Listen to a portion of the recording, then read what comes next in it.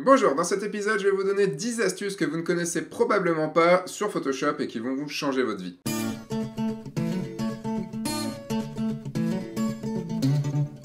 Bonjour, je suis Sébastien Roignan et vous êtes bien dans un nouvel épisode de F1.4. Vous pouvez checker mon travail ici sur sebastienroignan.com, sur mon Twitch et sur mon Instagram. Je vous conseille vraiment de vous y abonner, il y a plein de trucs qui arrivent. Et par ici, vous pouvez télécharger une formation gratuite sur Photoshop. Ça fait du bien de revenir au basique, de revenir à Photoshop, surtout avec un épisode qui va vous apprendre sûrement pas mal de choses. En tout cas, moi, quand j'ai fait les recherches pour cette vidéo sur Internet, j'ai appris pas mal de trucs qui vont me servir dans cette vidéo et dans plusieurs autres vidéos. Et aussi dans mon travail de tous les jours sur Photoshop. C'est ça qui est génial dans notre vie, on en apprend tous les jours et on en aura tout le temps à apprendre durant toute notre vie. Et ça, putain, c'est cool. Bon, assez de blabla, on passe directement sur Photoshop. Pour la première astuce, on va commencer assez simple, on part de l'autre bout du monde, faisons simple, à Bali. Alors je vais ici parler de luminosité et de couleur, et pour ça je vais juste rajouter un calque de luminosité et contraste, et je vais augmenter mon contraste. Et vous voyez ici que ça a changé aussi bien, ça agit sur ma luminosité, puisqu'on peut voir ici par exemple que c'est plus sombre parce que j'ai rajouté du contraste, mais on peut voir aussi que ça a agi sur mes couleurs, puisque vous voyez, les couleurs ne sont plus les mêmes. On a par exemple de l'orangé qui est un peu plus pétant. À certains moments, on ne veut pas forcément que ça agisse sur la luminosité et sur la couleur, donc pour cela, on va utiliser les modes de fusion. Les modes de fusion, j'en ai parlé dans la vidéo qui est juste ici, ou dans les liens dans la description.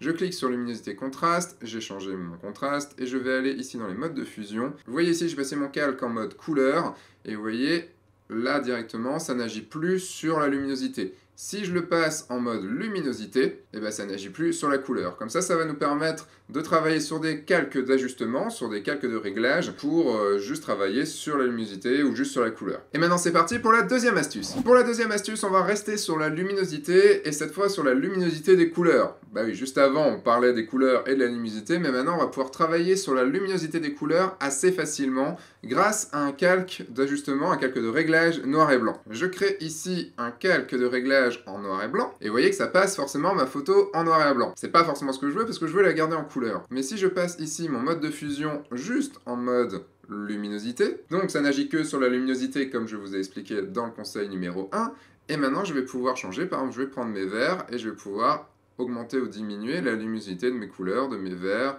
de mes jaunes, de mes rouges, vous voyez, un petit peu comme j'ai envie. C'est comme sur Lightroom, quand vous allez ici dans Luminance, et vous avez ici la luminosité des couleurs. C'est exactement la même chose, mais on peut le faire sur Photoshop facilement. Ça, c'était la deuxième astuce, maintenant, place à la troisième. La troisième astuce, ça va être de vous montrer comment changer de couleur ultra rapidement. Alors oui, quand on est dans l'outil pinceau, ici, on peut changer de couleur là, ici. Je peux même aller dans Fenêtre, couleur, pour pouvoir changer ma couleur comme j'ai envie, mais il y a un mode ultra rapide pour le faire. Alors vous savez que quand vous êtes dans le mode pinceau, vous pouvez appuyer sur Alt et clic droit, et si vous allez de gauche à droite, enfin droite et gauche, vous augmentez ou diminuez la taille de votre brush, de votre pinceau, et si vous allez en haut ou en bas, vous diminuez ou vous augmentez sa dureté. Ça, c'est une chose. Mais si vous appuyez sur Alt et Shift et clic droit, vous allez pouvoir ici changer les couleurs directement. Par exemple, je veux peindre en bleu. Hop, c'est parti. Et là, je peux commencer à peindre en bleu.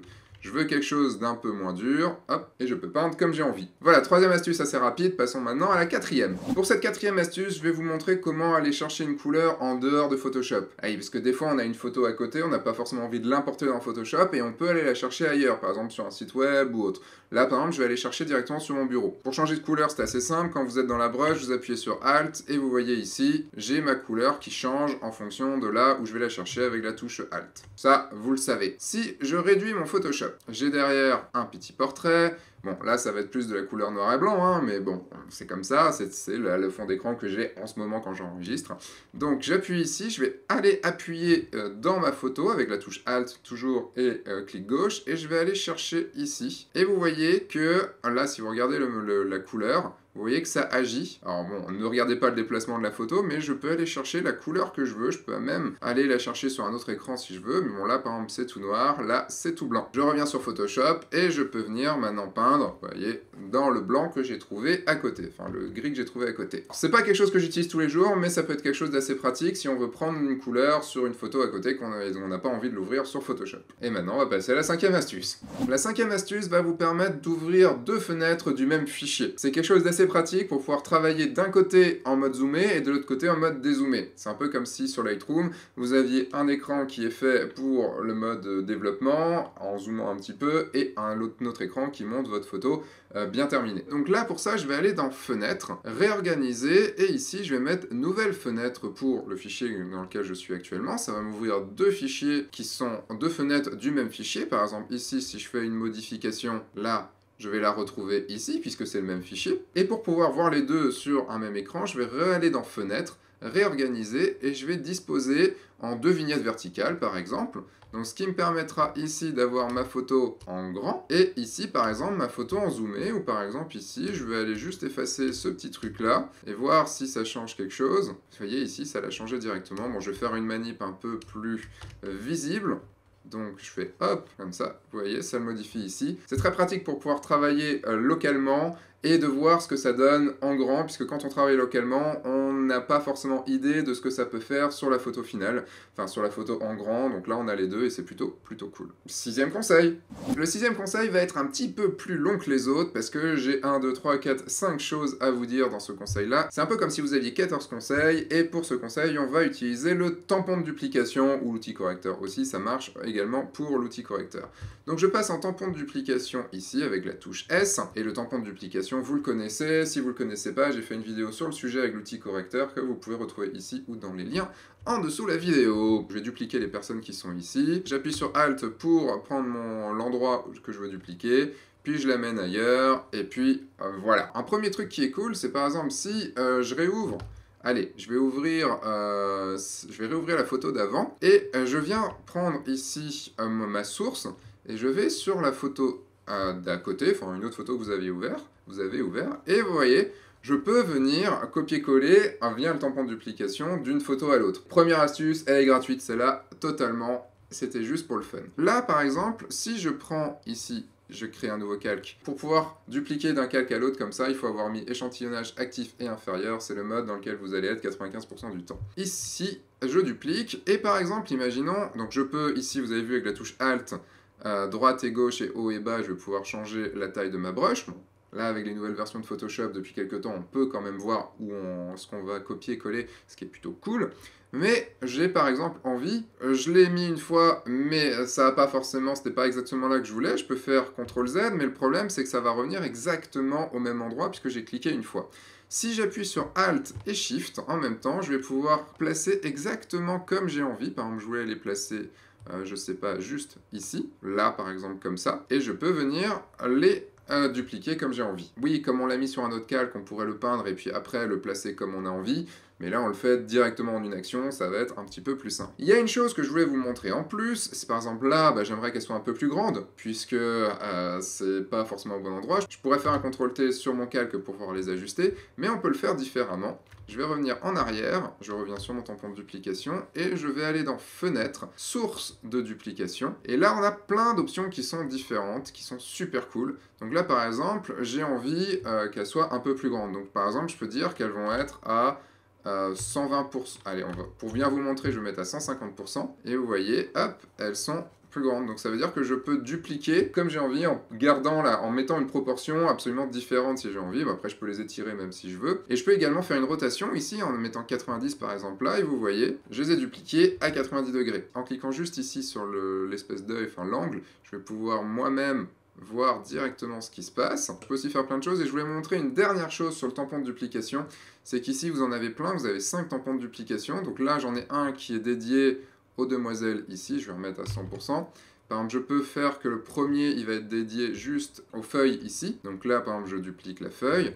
Mais si je reviens ici sur le 5e tampon de duplication, et j'ai retour les demoiselles, si je reviens sur le premier, j'ai retour les feuilles. Et ça, bien sûr, sur chaque tampon de duplication, je peux venir changer les réglages que je veux, ce qui est plutôt cool. Et voilà, ça c'était la 6e astuce avec plein d'astuces dedans sur le tampon de duplication. Je vous rappelle que ça fonctionne également sur l'outil correcteur. Maintenant, on passe à la 7e astuce. Pour la 7e astuce, on va revenir sur les modes de fusion et sur les calques de réglage. Donc ici, j'ai une photo de ciel pris depuis l'avion, puisque j'ai vécu le plus long coucher de soleil de ma vie, puisqu'on allait en direction du soleil, et le coucher de soleil a dû durer au moins une bonne heure, et c'était plutôt joli. Imaginons que je veuille travailler sur un truc ici, imaginons que je mets un nouveau calque, je vais sur la photo d'avant, je duplique comme je vous ai expliqué, et c'est très très beau, on a deux demoiselles dans le ciel, oh c'est magnifique. Imaginons là que je veuille travailler dessus avec par exemple un petit courbe. Le truc c'est que je vais commencer à modifier un petit peu la courbe comme ça, peut-être en rajoutant du rouge, mais vous voyez que ça agit sur toute la photo, ce qui est un peu dommage. Pour ça je vais faire un masque d'écrêtage en appuyant sur Alt et entre les deux fichiers, entre les deux calques comme ça, et vous voyez ça n'agit plus que sur cette photo-ci. Ça vous connaissez. Je mets tout ça dans un groupe et je veux que dans ce groupe là, par exemple je vais le dupliquer, je vais le mettre ça ici, j'ai plusieurs fichiers. Je veux faire en sorte que ça agisse sur les deux, donc pour ça mon calque de réglage courbe, je vais me faire un masque d'écrêtage sur le groupe, comme ça agit sur tout le groupe, mais c'est un peu compliqué, enfin pour ma part je trouve ça un peu chiant parce que dès qu'on rajoute des choses et tout ça devient complexe. Alors qu'une astuce qui est plutôt chouette, c'est que si je passe ce calque de réglage en haut du groupe, donc tout en haut du groupe, bon là c'est logique, ça agit sur toute la photo puisqu'il n'y a plus aucun masque d'écrêtage, mais si je change le mode de fusion du groupe qui est en transfert, si je le passe en mode normal, il ne va agir plus que sur les deux calques qui sont dans mon groupe. Vous voyez que si je le sors du groupe, il agit sur toute la photo. Si je le mets dans le groupe, en haut, il va agir que sur les calques du groupe, et si je le mets entre les deux calques, il va n'agir que sur le calque qui est en dessous. C'est, je trouve, un mode qui est assez cool, parce que quand on a beaucoup de groupes comme ça, et de calques de réglage et tout, bah, ça peut devenir très vite compliqué. Donc vous l'aurez compris, c'est pratique. Allez, 8e astuce. Pour la 8e astuce, je retrouve ma vache favorite de Bali. Elle n'a pas arrêté de me regarder très bizarrement quand je passais à côté, et voir, j'étais un petit peu inquiet. Donc pour ça, je vais vous parler du mode sélectionner et masquer, qui est le nouveau mode. Je vais faire juste un petit détourage ultra rapide. Là, je vais vous parler de la fenêtre sélectionnée et masquée. J'en ai parlé dans une vidéo, vous pouvez cliquer ici pour aller la voir. Le problème, c'est que cette fenêtre-là de sélectionner et masquer, je l'aime pas et je préférais largement l'ancienne. Je trouve qu'elle marche pas vraiment très bien, enfin, à mon sens. Et on peut aller sur l'ancienne fenêtre sélectionnée et masquée. Vous l'avez ici dans Sélection, sélectionner et masquer. Alors là, vous allez arriver directement sur la nouvelle fenêtre. Mais en appuyant sur sélectionner et masquer avec la touche Shift d'enclencher, vous allez directement sur l'ancienne fenêtre. Et je la trouve bien meilleure. Mais je l'aime énormément cette ancienne version et ils l'ont gardée et ça c'est plutôt cool. Merci Adobe pour ça. Et maintenant, 9e astuce. Dans la 9e astuce, on part du côté du sud de l'île, la partie surfeur, donc avec un putain de bel endroit, ça c'est l'accès à la mer pour les surfeurs. C'est plutôt un endroit absolument magnifique, disons-le. Là maintenant, je vais vous montrer comment sélectionner les hautes lumières. Alors c'est un truc qu'on veut souvent faire, c'est sélectionner les hautes lumières pour pouvoir soit les atténuer, soit en changer la couleur, soit des choses comme ça.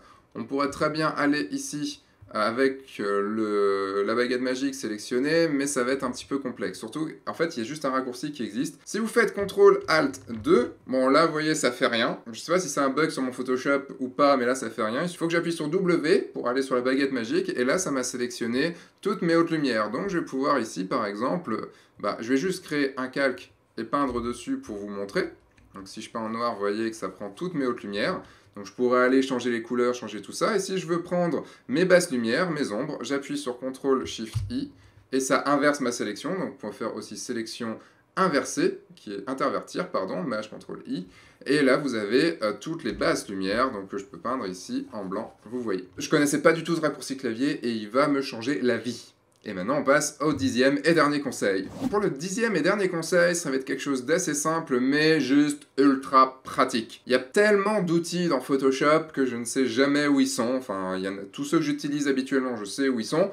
Mais il y en a plein, je ne sais pas. Par exemple, même, il y en a certains ici dans la barre des outils qui sont cachés. En appuyant ici sur les 3 petits points, on peut modifier la barre d'outils. Et des fois, il y a des outils supplémentaires qui sont cachés ici. Et là, j'ai juste caché l'outil image parce que je ne l'utilise pas. Mais il y a plein d'outils qui peuvent être cachés ici. Mais c'est pas l'astuce. L'astuce, c'est d'utiliser la loupe qui est juste ici. Et on peut rechercher. Et par exemple, je vais pouvoir, si je veux mon tampon de duplication, je cherche tampon. Et vous voyez ici, tampon de duplication, j'appuie dessus et je suis directement sur le tampon. Je veux par exemple faire un filtre passe haut, je vais chercher passe et là j'ai directement passe haut et là je peux faire mon filtre passe haut comme j'ai envie. Bref, vous pouvez aller chercher autant des outils que des choses dans le menu, que d'autres choses, que dans l'aide. C'est un truc du Photoshop qui va nous permettre d'aller très vite à un endroit dans lequel on veut aller. Voilà, j'espère que ça vous a plu, j'espère que vous aurez appris des choses. N'hésitez pas à liker, n'hésitez pas à vous abonner pour pouvoir voir d'autres épisodes. Je vous prépare un autre épisode sur Photoshop que je vais enregistrer sûrement tout à l'heure, mais qui va être diffusé dans quelques semaines. Puis moi je vous dis à dimanche prochain pour une nouvelle vidéo. N'oubliez pas que vous pouvez aussi cliquer ici pour télécharger une formation gratuite sur Photoshop. À dimanche prochain pour une nouvelle vidéo. Entre-temps, sortez, faites des photos et amusez-vous. Au revoir.